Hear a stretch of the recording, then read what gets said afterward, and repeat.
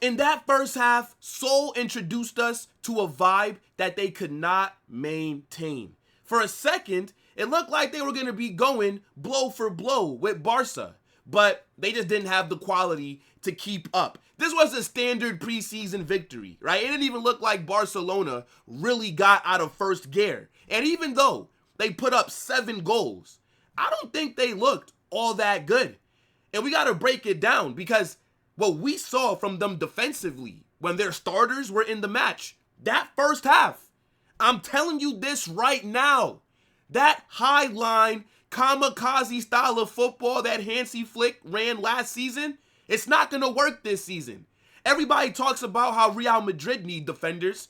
Well, from what I'm seeing, Barcelona look like they need some defenders. But I need you guys to get in the comment section. Let me know what you guys thought about Barça heading over to Korea and slapping up K-pop FC.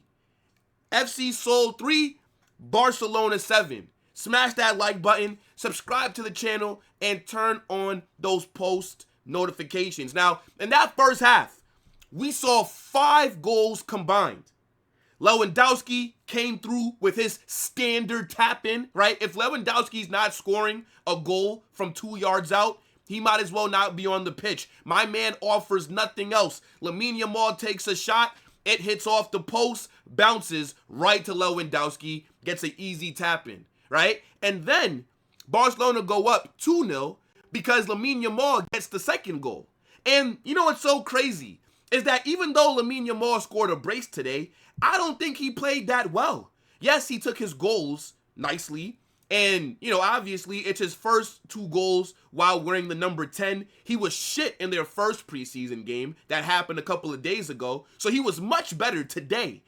But if you look at his game, aside from the goals that he scored, Lamine Yamal was very mediocre. Like, on the ball, he does not look good. I'm used to Lamine Yamal being a player that you cannot get the ball off of him. He's dribbling through your entire team. He's embarrassing your defenders. But he looked sloppy today, right? Like the first goal that Seoul scored was literally because they just took the ball off of him and immediately they were in the final third because he was sloppy. I don't think his passing was that good today either. Maybe you could say that he's rusty. I don't know. But this guy, they said that he grew to like 6 foot. And that might be an issue that Barca have because, you know, the taller you get, you're not as good on the ball as you are when you're a bit shorter. So we got to keep an eye on that because Lamine Yamal, yes, he took his goals well, scored a brace, congratulations, but on the ball, you know what I'm saying? Like, when I'm looking at it, yes, Barca scored 7 goals, but that goalkeeper that Seoul had out there, this guy is shit. This guy couldn't save anything. This man brings great shame to family.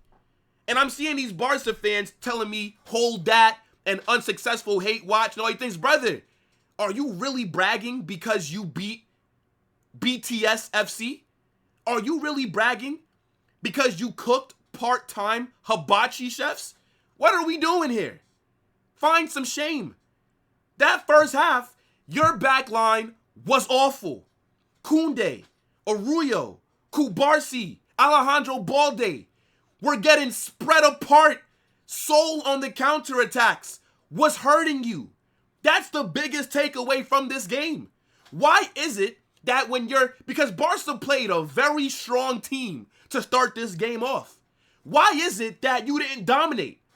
Why didn't you beat the hell out of them? How are you allowing them to come back from 2 goals down to tie it up? And then I know that right before halftime, Lamine Yamal got his second goal to give you guys a 3-2 lead. But the fact that you were up 2-0 and Seoul were able to get back into it, that is a bit worrying. Arroyo, he's a defender that I thought was a lot better than what he actually is. He cannot play in this Hansi Flick system. He's not good enough on the ball, and he's also too slow. Inigo Martinez was missed for Barca today. Whenever Arroyo is in that back line, Barcelona looks suspect. It's not looking good. And he wasn't even the worst defender because Cubarsí was shit today. Let's not get this confused. I also don't think that Jean Garcia played that well either. That entire back line was the weak point for Barcelona in that first half. Again, Lamine Yamal scored a brace.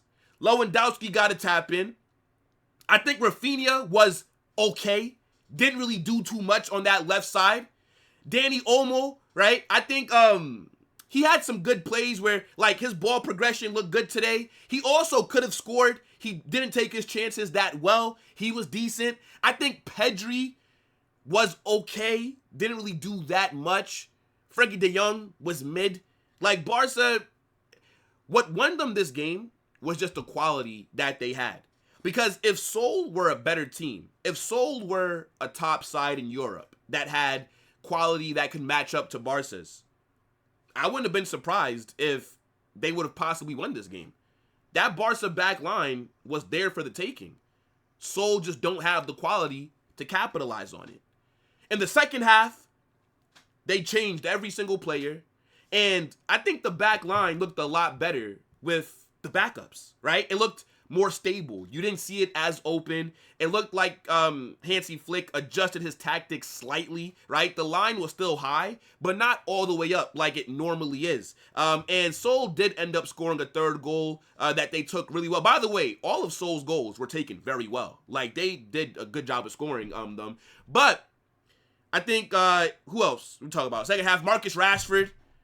This guy is mid. Once again, gets subbed on, does nothing. I cannot believe that Barcelona have agreed to pay Marcus Rashford 260,000 euros a week. Marcus Rashford is Barcelona's 5th highest paid player. And I know that Jesse Lingard plays for Seoul. Both of them know each other from Manchester United. They're former teammates. Maybe Marcus Rashford should be asking Jesse Lingard what it's like to play and live in Korea, because that's where he's going to be after this season. Marcus Rashford is shit. This guy came on and looked like he belonged on the same pitch as those K-pop players. Like, Rashford's supposed to be coming off the bench against tired legs and cooking. My man looked like he was just any other player. Ferran Torres scored a brace. Or did he get a hat trick? No, Ferran Torres got a brace, I believe. And then Gavi scored a goal as well. Fucking Gavi. This guy is shit. I can't believe that they allow Gavi to score. I'm telling you, that Seoul goalkeeper is trash. My man needs to be practicing how to perfect a sushi roll. My man needs to be somewhere teaching math, not being a professional goalkeeper. Some of those goals, I'm thinking, brother, how did you let that get past you? Also, Christensen, I almost forgot. He scored a banger from outside the box. But again, I'm not really looking too much at that second half performance because that was the backups, right? What I more so want to look at is what happened in the first half. And at halftime, Seoul had 2 goals, Barcelona had 3.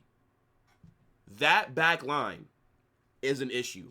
I'm telling you right now, what Hansi Flick did last season, very good. Barca won the domestic treble. They were by far the best team from Spain last season.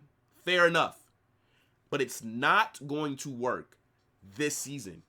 Hansi Flick is going to need to adjust his tactics.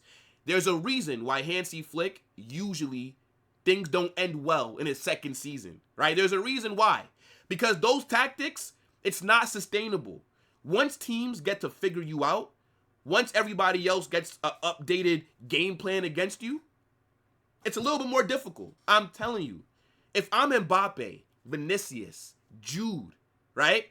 I'm licking my lips looking at that Barca back line, looking at how open it was. If Seoul, Fried Rice FC, if they can go out there and do that to Barca, we should be able to as well. And I have to give Seoul some credit because they actually played Barcelona a lot tougher than we did.